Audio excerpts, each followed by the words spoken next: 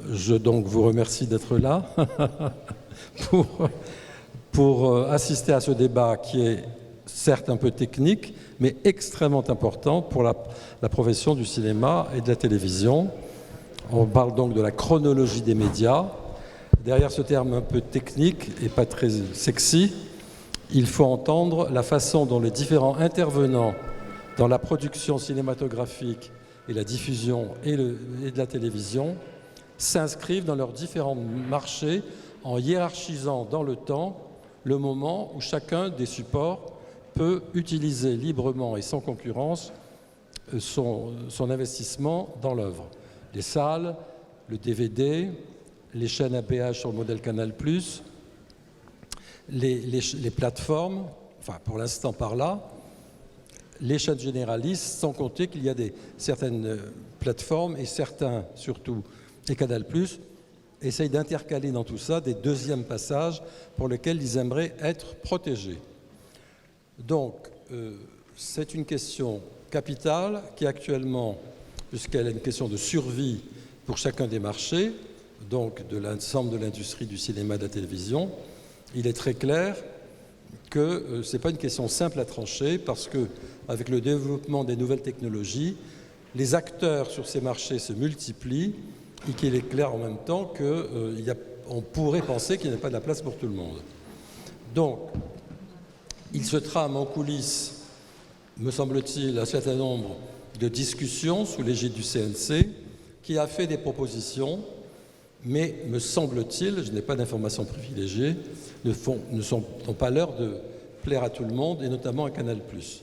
Le problème essentiel, le point érythémateux maximum, c'est la place que doivent avoir respectivement Canal+ d'un côté et les plateformes de l'autre. Les plateformes jusqu'à présent qui vont être obligées d'investir une partie de leur chiffre d'affaires dans la création voudraient sortir de la règle des 3 ans, c'est-à-dire 3 ans après la sortie salle, pour se rapprocher le plus possible de Canal. Canal dit « nous payons plus cher à travers nos obligations, il est hors de question qu'on soit trop collé à nos diffusions, ça nous fait perdre de l'intérêt, de l'attrait pour nos abonnés ». Voilà l'état de la discussion. Donc je vais peut-être passer la parole à peut-être Nathalie Sona, qui a une vue d'ensemble de ses anciennes fonctions au CSA et par ailleurs de son profil d'enseignant à l'université, d'enseignante à l'université. Merci beaucoup. Peut-être effectivement 3 constats, même si certains ont été évoqués, René, comme tu le disais, sur la table précédente. Je dirais que la première, c'est que, évidemment, sur laquelle on s'entend tous, c'est qu'on a une recomposition complète du paysage des industries culturelles et créatives.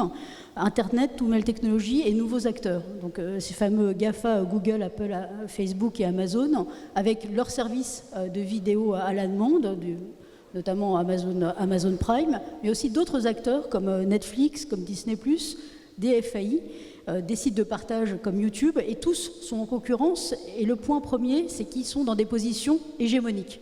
Et ça, effectivement, pour toute la partie économique et financière, c'est un point fondamental. Un deuxième élément qui a peu été, en tout cas me semble-t-il, évoqué précédemment, c'est quand même les nouveaux usages et les nouvelles pratiques de consommation qui sont complètement reconfigurées à l'aune du streaming. La crise sanitaire, elle a totalement amplifié, voire accéléré ce mouvement. Juste pour prendre un exemple, Netflix, c'est 220 millions d'abonnés dans le monde en 2020, même si pendant cette crise sanitaire, on a eu 5 heures de consommation de télévision linéaire. Donc on voit bien qu'on ne peut pas les opposer. On est encore en même temps, si vous me permettez, du secteur des télévisions linéaires et des nouvelles acteurs. Ce qu'il faut quand même, un autre élément à souligner, puisqu'on est dans le système de la chronologie des médias, c'est la baisse de la fréquentation des salles qui est enclenchée depuis une dizaine d'années, mais qui pose véritablement souci, parce que cette baisse, c'est notamment par les jeunes, et que malheureusement, la population vieillissante, eh bien, qui va aller dans les salles? Si on pose la question de la chronologie, c'est la question de la salle de cinéma qui est évidemment au centre. Donc on a une part croissante de l'activité numérique de consommation, de divertissement et d'information qui se déplace totalement vers les plateformes numériques. Et un troisième constat que je ferai, c'est que les acteurs traditionnels, ça fait déjà plusieurs mois qu'ils réagissent à ces GAFA et à leur investissement massif. Je pense simplement en date, Amazon qui rachète la MGM pour 8,5 milliards de dollars. Donc les médias traditionnels et telco américains sont complètement, eux, en train de se reconstituer, de se concentrer. Je pense à Viacom et CBS, à Comcast et Universal, à Disney avec la Fox, à Warner à Discovery, à AT&T avec Time Warner. Donc on voit bien que ce mouvement de restructuration aura effectivement une incidence évidemment sur la structuration complète du paysage. Nous, à l'échelle française, c'est aussi vrai dans une moindre mesure.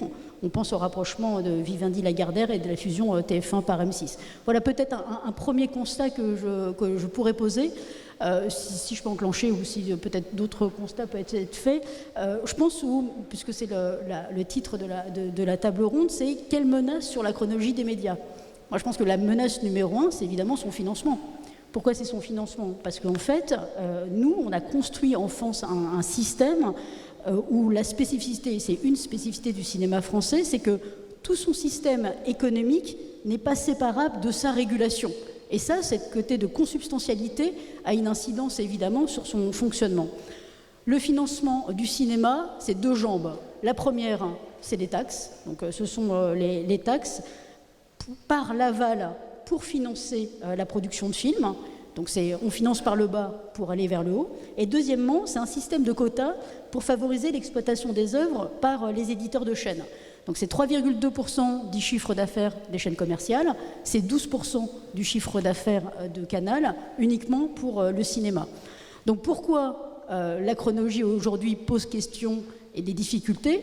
Tout simplement parce que depuis une dizaine d'années, et ça je pense qu'on a difficilement envie de l'entendre, mais ça fait plus de 10 ans que les chaînes de télévision qui participent largement au financement du cinéma, qu'on n'appelle pas vertueuses, mais pourtant elles le font, eh bien ces chaînes de télévision sont en difficulté structurelle. On a les chaînes de télévision gratuites qui se font siphonner leur modèle d'affaires par la publicité en ligne, notamment Google et YouTube qui récupèrent 80%. Elles se font concurrencer sur un marché de la publicité linéaire qui est beaucoup trop étroit, et ça depuis des années. Il vient de s'ouvrir, mais si j'ose dire, c'est quasiment trop tard. Et enfin, on a évidemment des chaînes de télévision qui sont en concurrence directe sur le marché des droits audiovisuels et cinématographiques. Si je fais le pendant, et je terminerai là-dessus, pour les chaînes privées comme Canal+, elles se retrouvent en concurrence directe sur le marché de l'acquisition des droits audiovisuels et cinématographiques, mais en plus, et c'est là-dessus que repose le modèle d'affaires de Canal, et donc du financement du cinéma, et donc de la question de la chronologie, c'est la concurrence directe sur le marché des droits sportifs, qui est véritablement consubstantielle au modèle économique de Canal, et l'inflation des droits, parce que par exemple Amazon qui mise sur la Ligue 1 ou Amazon qui récupère les droits de Roland-Garros, eh bien toute la capacité d'attraction de Canal s'amoindrit. Ça a une incidence sur son chiffre d'affaires, et à obligation constante, eh bien on voit bien que le modèle s'écroule. Je voulais peut-être rebondir sur ce que vous disiez. La spécificité donc, du cinéma français, c'est d'être depuis une trentaine d'années, 40 ans même en gros, financé par la télévision. C'est sa spécificité, on est le seul pays au monde à fonctionner comme ça. Or, le monde change, et pas seulement à cause des plateformes. Aujourd'hui, le cinéma d'auteur que moi je produis par exemple n'est très souvent pas financé par les chaînes de télévision. Il l'est parfois, mais il l'est épisodiquement. Donc cette régulation qui fonctionnait très bien, qui permettait effectivement d'avoir une chronologie, n'a plus beaucoup de sens, selon moi, pour un certain type de film, malheureusement. Donc où faut-il aller? Quelle solution, disons, médiane? Je ne sais pas ce qu'il faut trouver provisoirement pour ne pas empêcher qu'un type de cinéma continue d'être financé dans un système de chronologie des médias, et pour qu'il y ait un autre cinéma qui puisse vivre autrement, comme c'est le cas dans des tas d'autres pays où il y a du cinéma d'auteur, mais qui fonctionne autrement et qui n'est pas tributaire de ce qu'on a appelé l'exception culturelle française pendant très longtemps.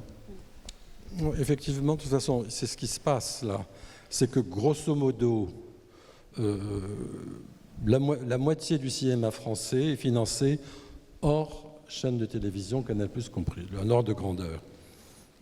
Donc, c'est celles qui passent par les chaînes qui sont les mieux financées, qui font les films à plus forte valeur ajoutée à l'écran. Donc, à côté de ça, il y a une espèce de césure avec des films maintenant qui se font entre 300 000 et 1 million d'euros, 1,5 million, qui était impensable il y a 10 ans, grâce aux technologies, blablabla, truc, bon. Et on demande tout ça aux copains, à la famille d'aider pour faire le premier film. Et donc, ces films-là sont dans une logique de subvention.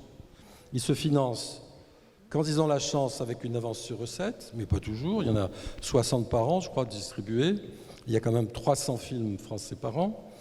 Il y a les aides régionales. Alors, on va tourner dans les régions françaises, qui ne sont pas non plus extraordinaires.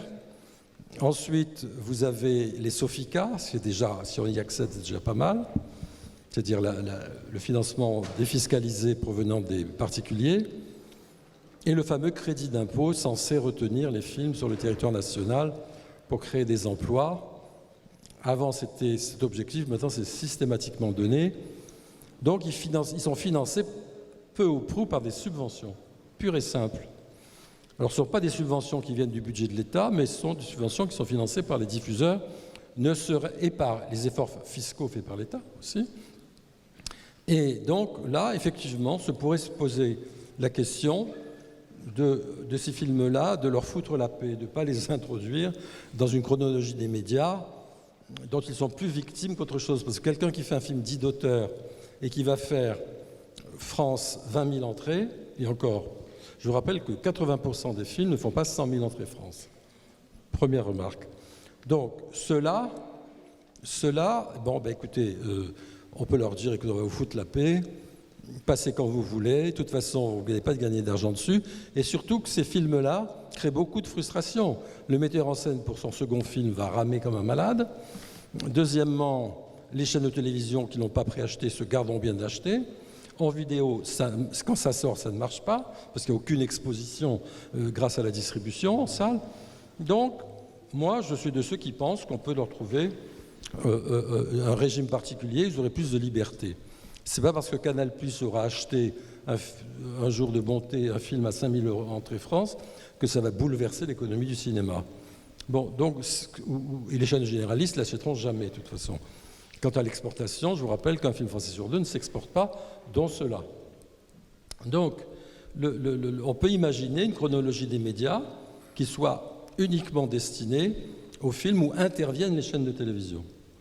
Ce n'est pas scandaleux, puisque le reste, c'est financé directement par le Fonds de soutien, donc par les diffuseurs, ou avec leurs taxes, ou par les avantages fiscaux. Voilà ma réponse. Alors, on peut peut-être demander...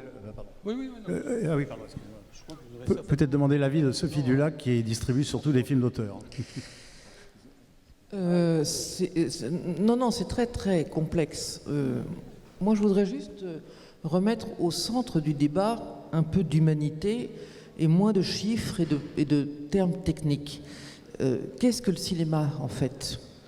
Pourquoi est-ce qu'on fait du cinéma ? On fait du cinéma parce qu'on veut faire partager le plaisir que nous avons, nous, producteurs, distributeurs, exploitants, à montrer des films de qualité, on veut le faire partager au public. Il ne faut pas oublier ça non plus. C'est-à-dire qu'on est dans un pays extrêmement intéressant pour pouvoir produire du cinéma. Je crois que la France est le seul pays quasiment au monde à pouvoir donner autant de possibilités, mais ça nous revient en boomerang dans la figure. C'est-à-dire qu'au résultat, il y a un nombre de films considérable sur le marché tous les ans.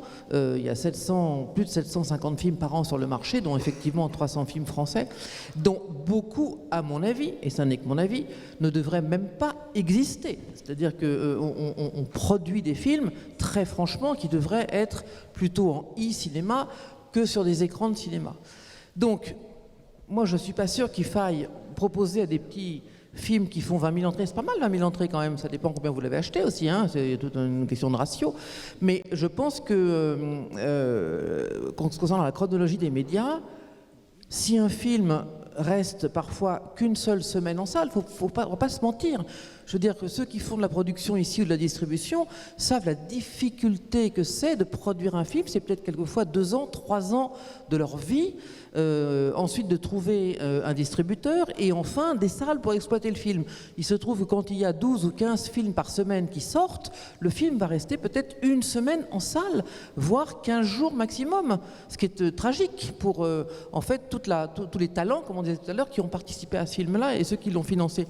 Donc pourquoi attendre 3 ans, pourquoi attendre aussi longtemps pour qu'un film, qui est une œuvre sur laquelle des gens ont travaillé et ont même parfois mis leur maison comment est-ce qu'on appelle ça, en gage, voilà, c'est ça exactement, je crois que ça existe encore, ou qui ont vendu leur chemise.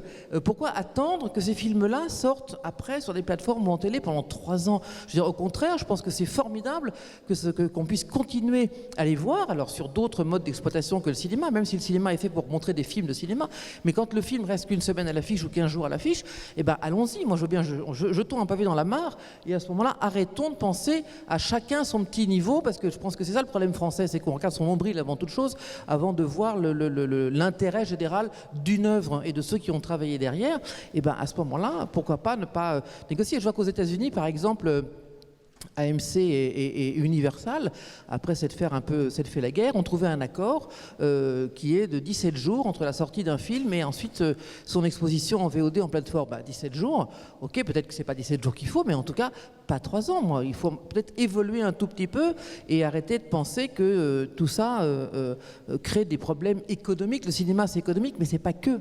Il y a aussi des hommes et des femmes derrière. On va peut-être passer la parole à...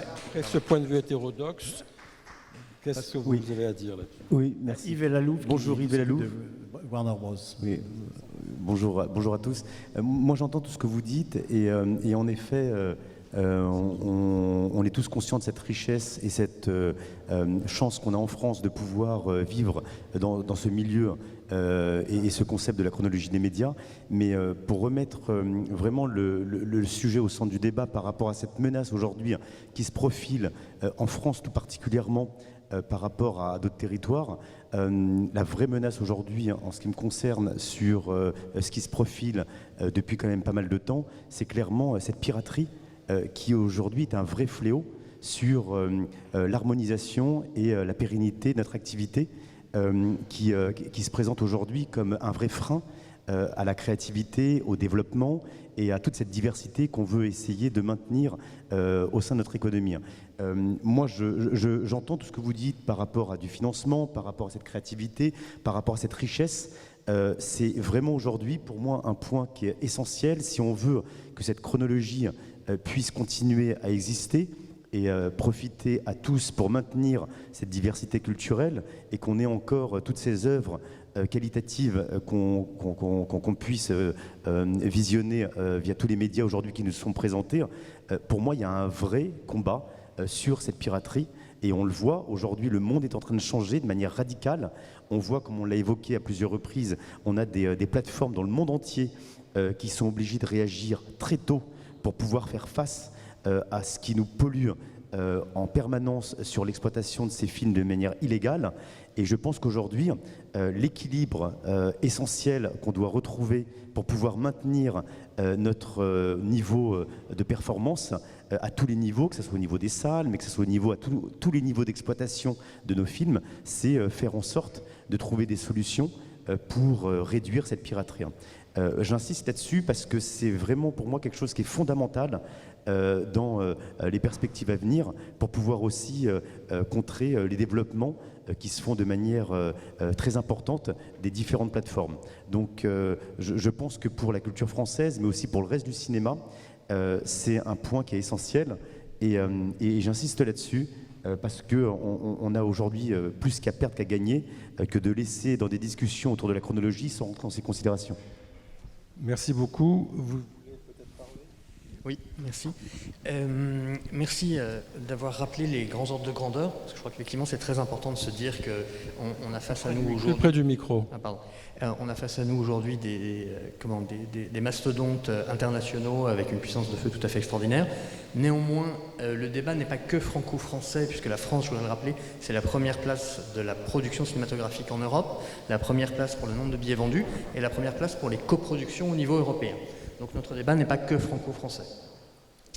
D'autre part, se poser la question de la chronologie des médias, c'est effectivement, comme vous l'avez dit en introduction, René, se poser la question du mode de financement du cinéma français. Et le distinguo que vous faites entre deux types de cinéma en fonction de résultats commerciaux me paraît tout à fait pertinent. Néanmoins, certes, on est en France, donc un pays qui aime la régulation, et on l'a fait, et ça a aidé. Mais l'un des problèmes que révèlent les questions que pose la chronologie des médias, ou plutôt les attaques, ou l'effet de ciseaux dans lequel on est actuellement, c'est-à-dire une baisse tendancielle des investissements des chaînes qui n'est pas encore compensée par un éventuel investissement de la part des plateformes qui seraient soumises aux mêmes obligations que les chaînes françaises, c'est qu'on est dans un système financier extrêmement original qui est sans doute unique du point de vue sectoriel.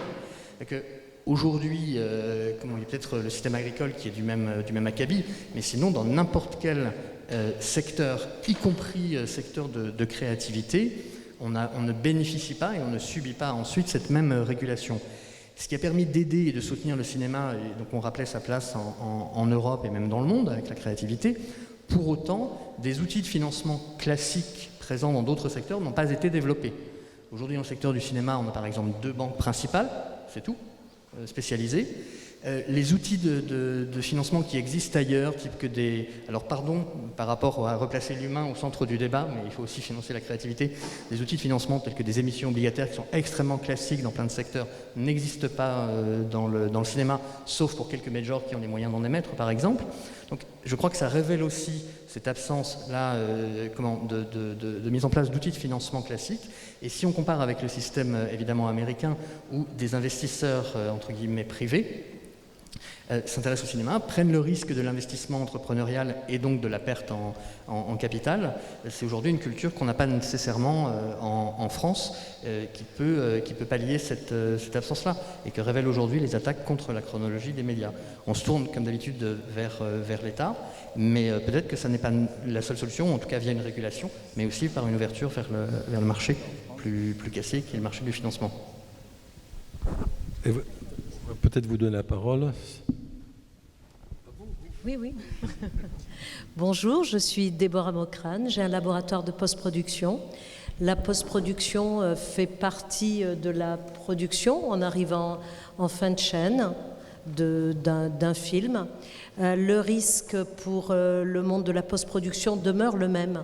Il n'y a pas de changement pour nous, puisqu'arrivant en bout de chaîne, toute la question des laboratoires est d'être payé. Pardon de reparler chiffres, mais c'est d'être payé dans des délais à peu près normaux, c'est-à-dire à 3 mois, 4 mois. C'est ce qui est un délai normal en post-production. Pourquoi ? Parce qu'on subit évidemment de plein fouet le sous-financement du cinéma pour bon nombre de cas. Nous avons par exemple post-produit l'année dernière les 2 plus gros budgets, ça allait pour nous, qui sont Eiffel et Simone, Eiffel de Martin Bourbelon et Simone d'Olivier Dahan. Pour tout le reste, nous avons post-produit 25 films, donc nous avons eu 23 films plus compliqués en termes de financement sur 25. Voilà, c'est tout ce que j'avais à dire sur la partie post-prod. Bien, alors là, il y a eu quand même, je trouvais qu'il y avait un sujet très important, puisque au fond, la chronologie des médias, c'est une façon de sauver les différents marchés pour qu'ils puissent, à travers les obligations, leurs obligations professionnelles, leurs intérêts, etc., d'investir dans la création audiovisuelle dans son sens très large. C'est là le débat. Comme actuellement, il faut bien appeler un chat, les conversations se font aux coulisses, et c'est normal. Il faut bien reconnaître aussi, il faut le dire, que les représentants, les parties prenantes à la négociation ne sont pas sur ce plateau, mais sur lequel nous avons des gens de bonne volonté et compétents. Donc, on pourrait faire tourner la conversation sur la problématique. Et je crois que Nathalie, vous aviez continué, par rapport à votre exposé synthétique, des choses à dire. Mais peut-être aussi ce qui permettra de contextualiser, de faire le lien avec la table précédente. On est dans un moment très particulier, pas simplement parce que les GAFA, les nouveaux usages, mais aussi parce qu'on vient de voter un projet de loi, l'audiovisuel, qui sera en application qui est en application depuis le 1er juillet. Et donc là, on est dans la partie décret d'application, avec des éléments qui sont centraux. Le premier élément, c'est que c'est la transposition de la directive de services de médias audiovisuels, donc qui donne pour obligation aux plateformes de partage de vidéos de participer au financement de la création. Et dans le même temps, au CSA, donc est le régulateur de l'audiovisuel, à qui on élargit son domaine de compétences à ces nouveaux acteurs. Et ça, c'est un point, évidemment, c'est un moment clé dans la situation dans laquelle on se situe. Maintenant, dans ce projet de loi, en tout cas, il me semble que s'il a beaucoup avancé, il a pris en chose beaucoup d'éléments, notamment vous évoquiez, monsieur, le piratage. Aujourd'hui, enfin en tout cas le 1er janvier, on aura l'ARCOM, donc qui est la fusion du CSA et de la Hadopi, pour peut-être se remettre, en tout cas pour les institutions, à retravailler sur la question du piratage et être beaucoup plus efficace, puisque effectivement ça ne l'est pas beaucoup, il y a plus d'1 milliard d'euros par an qui partent en perte des profits parce qu'il y a contournement de la consommation. Mais moi, il me semble que quand même, dans ce projet de loi, il y a beaucoup d'éléments, ou en tout cas certains, il n'est pas encore abouti, et beaucoup d'éléments qui n'ont pas été posés sur la table. Alors je vous les livre en vrac, mais on en a évoqué quelques-uns avant. C'est par exemple, et vous l'avez dit, Sophie Dulac, sur le turnover des films en salle, que moi je trouve, il n'y a pas que, enfin c'est pas moi, c'est les études mettent en évidence que c'est beaucoup trop rapide, que la production, et c'est en lien à mettre en rapport à la production de films. Est-ce qu'on a répondu à cette question ? La question aujourd'hui que Netflix, Delphi, Disney, Amazon Prime ou Apple occupent la scène internationale.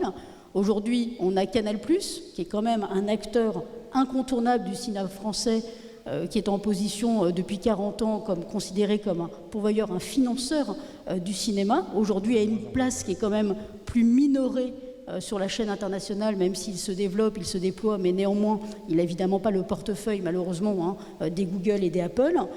Est-ce que son positionnement, qui est au cœur des futurs enjeux, devrait être là et devrait lui aussi être autour de la table des négociations? On sait qu'il l'est, mais en tout cas, on se rend compte qu'il est incontournable. Et qu'est-ce que politiquement on veut aussi de positionnement de Canal? Ensuite, on a clairement un changement d'échelle de financement des contenus premium qui conduit, si je comprends bien ou si j'ai compris les organisateurs, entre le New Deal, entre le cinéma et la série. Donc on voit bien qu'on a une dimension dynamique qu'on voudrait intégrer, en tout cas que la chronologie des médias voudrait intégrer. Et je rejoins une fois encore Sophie Dulac sur finalement ces 36 mois ou ces 48 mois paraissent complètement fous, mais pourquoi on ne ramènerait pas finalement le tout condensé sur 18 mois? Et puis ensuite on voit comment on pourrait faire. Deux autres points qui me semblent importants, qui ne sont pas pris dans le projet de loi, c'est les mouvements de concentration. On l'évoque beaucoup, les mastodontes deviennent de plus en plus gros. Vous avez fait référence au fait que Netflix pourrait être lui-même racheté à un moment donné, ou lui-même pourrait racheter, donc c'est-à-dire grossir encore. Mais quelle politique culturelle on veut? Quel objectif on veut atteindre? Puisque aujourd'hui, les outils de concentration qui sont utilisés pour mesurer la taille des acteurs ne sont pas du tout les bons. On le sait, ce n'est pas simplement dans le secteur du cinéma ou des industries culturelles, mais dans l'ensemble des secteurs qui sont touchés et traversés par le numérique. Il y a des auteurs américains qui beaucoup travaillé sur ces questions-là et qui proposent des indices et des mesures qui ne sont pas intégrés dans le projet de loi. Et peut-être deux autres éléments. La question du cadre de la donnée. Aujourd'hui, on consomme le terme consommer n'est pas joli, mais néanmoins, lorsqu'on va sur une plateforme de partage de vidéos, c'est comme ça qu'on fait. Le cadre de la donnée n'est pas du tout repensé. Or, c'est un élément qui sont consubstantiels à l'économie du numérique. La publicité ciblée, la publicité géolocalisée, la collecte massive de données personnelles, les algorithmes sont au cœur de ces nouveaux acteurs. Et on n'a pas réfléchi au cadre, ou en tout cas, on y a réfléchi évidemment, je n'ai pas cette prétention-là, mais en tout cas, c'est pas incrusté dans le projet de loi. Et enfin, je terminerai là-dessus, peut-être l'audiovisuel public, qui me semble-t-il participe très largement au financement de la création de l'audiovisuel et de la télévision. On voit bien que sa structure de financement, elle manque d'un support. Eh bien, elle n'apparaît pas non plus dans le projet de loi. Donc on voit bien que des éléments sont pensés, mais il me semble qu'on n'a pas ce pas un peu de hauteur. Ce recul politique. Ouais. ce recul politique. Moi, j'ai envie de rajouter aussi quand même dans ce débat important, c'est quid de la pérennisation des salles de cinéma dans les 10 ans qui viennent. Parce que, et encore je dis 10 ans, je suis large. C'est-à-dire qu'aujourd'hui, quand on voit, après post-Covid, le pass sanitaire du 21 juillet, dont nous avons été les premiers contraints à appliquer, on a perdu 7 millions de spectateurs, c'est absolument gigantesque, sur du cinéma d'auteur, d'arrêt d'essai. La désertion du public, on ne sait pas où est le public à réessai depuis que les salles ont réouvert, où sont-ils? Et on n'a pas non plus le public de secours qui est le public plus jeune qui pourrait avoir envie d'aller au cinéma. Donc si demain les exploitants dont je fais partie ne se réinventent pas également et ne commencent pas à se réinventer en ne faisant de ces salles de cinéma autre chose que du cinéma, enfin on reste en cinéma majoritairement, mais en tout cas des lieux culturel, s'il n'y a plus de salle de cinéma, il n'y a plus de cinéma, il n'y a plus de débat. Enfin, je veux dire, à la limite, il n'y a plus de spectateurs, donc au revoir, on s'arrête. Bon. Donc ça me paraît très important de comment est-ce qu'on va sauver aujourd'hui les salles de cinéma avec des films qui, pour le moment, n'attirent pas grand monde. J'espère que ça va bouger un peu plus. Moi, j'ai des salles d'arrêt d'essai, donc forcément, le James Bond, je ne le prends que dans une de mes salles qui n'est pas arrêt d'essai, mais c'est tout.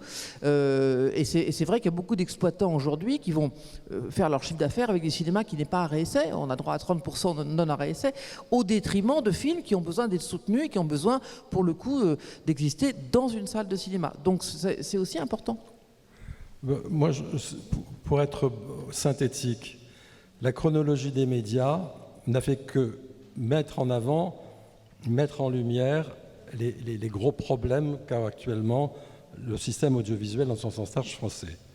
Sur le plan politique, à mon avis, il faut que des questions préalables soient résolues. Est-ce qu'on met les films d'auteur ou les films n'ayant pas eu beaucoup de succès en salle dans le système de la chronologie des médias? Ma position, c'est non. C'est beaucoup plus simple pour toutes les exemples que j'ai essayé d'expliquer. Deuxièmement, la bataille, c'est jusque-là, les plateformes passaient à 28, voire 30 et quelques mois. Maintenant, les projets, c'est de les faire passer à 14 mois, et puis 12 mois, et 9, d'après ce que j'ai pu lire, des propositions du CNC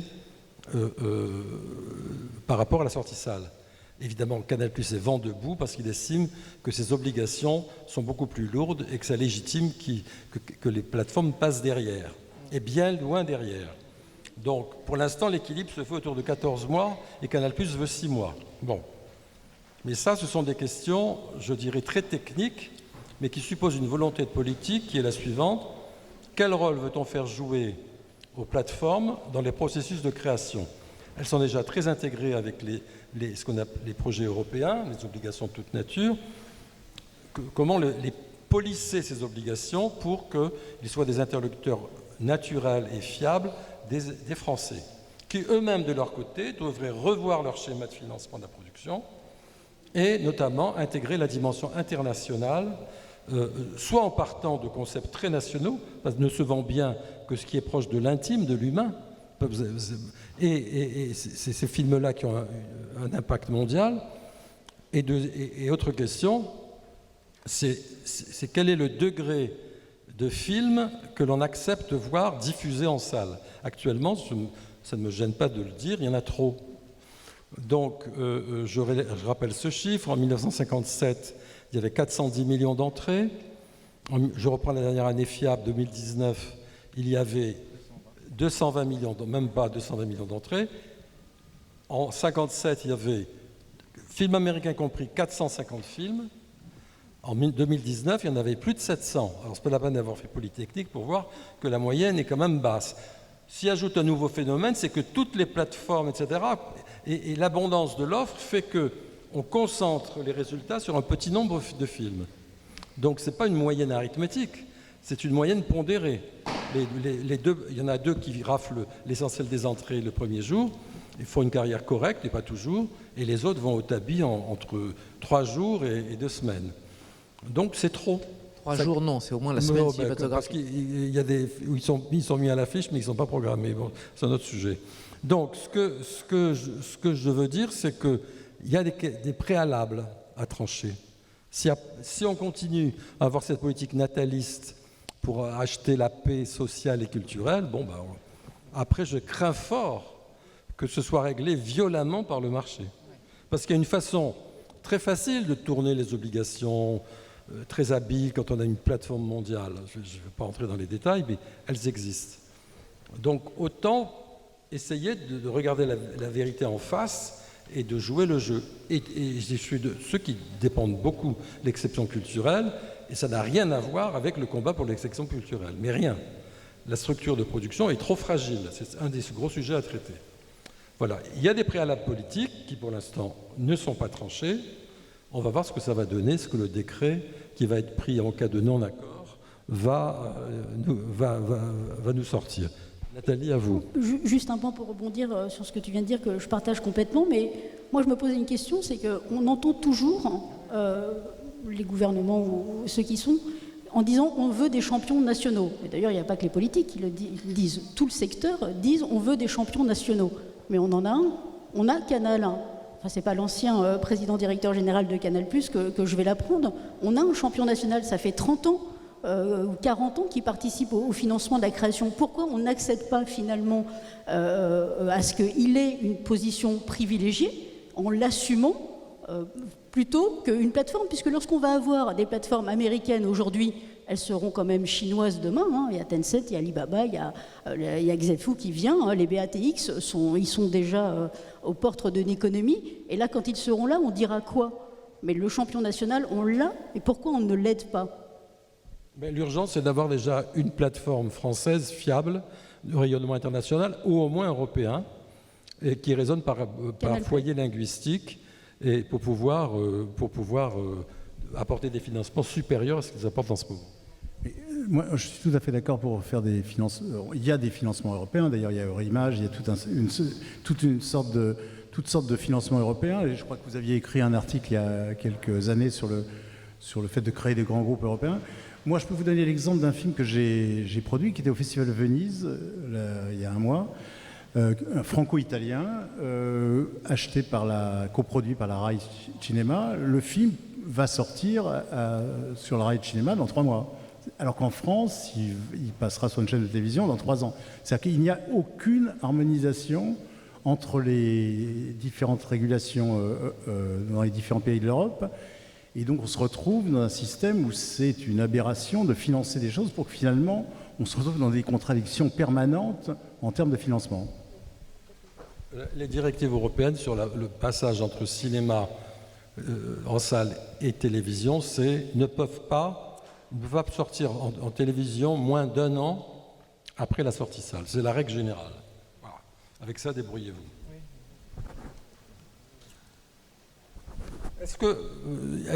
Pardon, allez-y, excusez-moi. Est-ce qu'il y a des questions à nous poser dans la salle?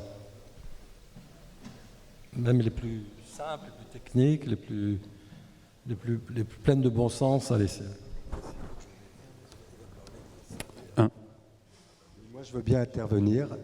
Je m'appelle Marc Sandberg et c'est surtout pour Sophie Dulac. Je vous propose de prendre dans vos salles des séries culturelles pour la jeunesse. Et comme ça, on va sauver les salles. Vous voulez que je prenne les séries cultes dans mes salles? Oui, écoutez, mais moi je suis, alors très franchement, ça ne me choque pas. Encore une fois, je considère que la salle de cinéma doit se réinventer très très vite si elle veut perdurer. Et donc effectivement, je ne dis pas que j'en ferai tout le temps, mais si effectivement de temps en temps on peut passer des séries pour en tout cas attirer un public beaucoup plus jeune que nous n'avons aujourd'hui, oui, bien sûr. Il ne faut pas oublier que les séries aujourd'hui, dont je suis une des premières fans, et je n'ai pas honte de le dire, sont écrites aussi, les scénarios sont écrits par des gens de cinéma. Je veux dire, c'est de plus en plus des gens de cinéma qui écrivent des scénarios incroyables. Là, je viens de découvrir une série absolument fabuleuse qui s'appelle Squid Game, dont on parle beaucoup, c'est absolument génialissime. Je n'ai plus du tout envie de sortir pour aller au cinéma, ça je vous le dis tout de suite. Donc, et je ne dois pas être la seule. Donc, il faut aussi prendre en compte ça. On peut pas évacuer d'un revers de la main aujourd'hui les plateformes qui arrivent. C'est comme si à l'époque de la bougie, on ne croyait pas à l'électricité. Donc c'est la même chose. Aujourd'hui, les plateformes, pour moi, c'est incontournable. On ne pourra pas y échapper. Et on n'y échappe pas. Pendant le confinement, 16 millions d'abonnés Netflix, alors que Netflix ne décollait pas plus que ça en France avant le confinement. Donc oui, s'il faut, pourquoi pas. Moi, je suis prête à prendre des séries cultes, même des mangas, si vous voulez, dans mes salles de cinéma, et pas de problème. Ouais, voir le public. Bien, écoutez, je crois que ces conversations terminent avec le créneau horaire qui nous a été imparti. Je vous remercie de votre qualité d'écoute et je vous invite à continuer à réfléchir à ces questions puisque manifestement, la création audiovisuelle vous intéresse. Je crois qu'il y a une remise de prix Oui, aussi. oui, pour Madame Sophie Dulac. Voilà. Nous allons remettre à Sophie Dulac le prix de l'Assemblée des médias pour la qualité de son travail dans le domaine de la création et de la diffusion. Merci. Merci beaucoup à tous nos intervenants. Merci.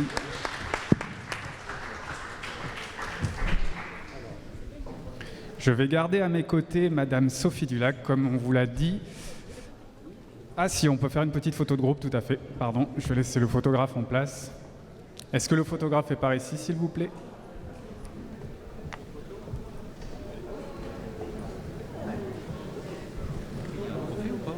Oui. Il est où ? Derrière. Ouais, je pense.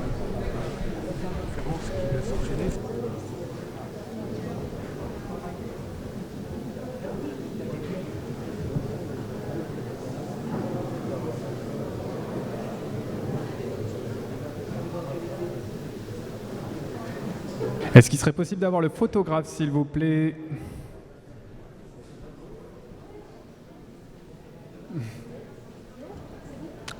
Bah, je pense que oui, avec la caméra, on aura des images. Hein.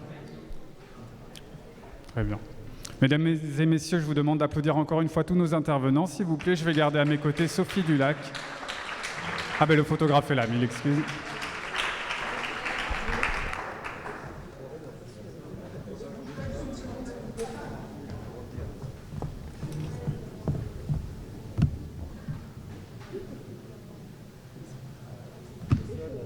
Merci beaucoup.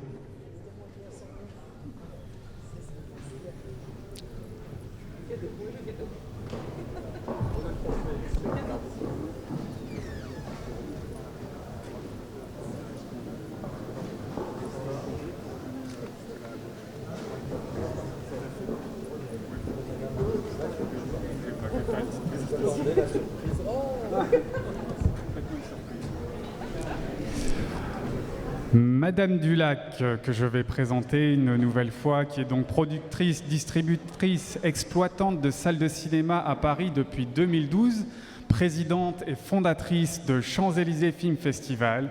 Elle a été vice-présidente du conseil de surveillance de 1997 à 2017, engagée, volontaire. Sophie Dulac a des opinions tranchées.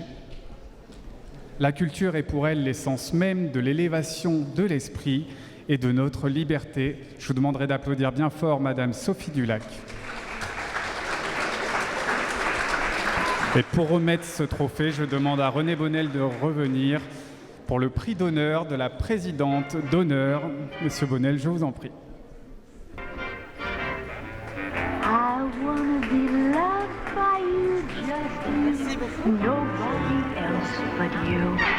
J'ai l'immense plaisir de vous remettre de la part de l'Assemblée des médias ce prix d'honneur qui est dévolu à la présidente et surtout qui est dévolu à la grande professionnelle que vous êtes, que tout le monde connaît, qui se bat pour trouver des films de qualité, pour les diffuser dans de très bonnes conditions, en maîtrisant toute seule sa barque et qui donne à la notion d'indépendance toute sa dimension. Voilà, je vous félicite et je vous le remets.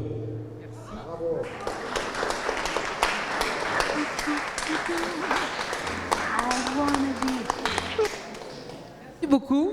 Vous n'allez pas me croire si je vous dis que, d'abord, je ne m'y attendais pas du tout, mais c'est vrai, et que je ne fais pas ce métier pour recevoir des prix, très clairement. Donc c'est peut-être pour ça que j'en reçois quelques-uns. J'adore ce que je fais, même si c'est de plus en plus difficile. Le cinéma, c'est une ouverture sur la vie, c'est un œil sur le monde absolument indispensable aujourd'hui, et c'est vrai que je martèle tous les jours que c'est le seul moment, le seul moyen d'élever les esprits des jeunes de ce pays et de les rendre libres. Si on n'a pas compris que la culture est absolument essentielle à la liberté d'esprit et à la libre parole et pensée, on n'a rien compris. Donc moi je fais ce métier avec plaisir dans mes salles de cinéma et je rencontre des gens formidables en plus. Voilà, et merci à tous, je suis très touché. Merci.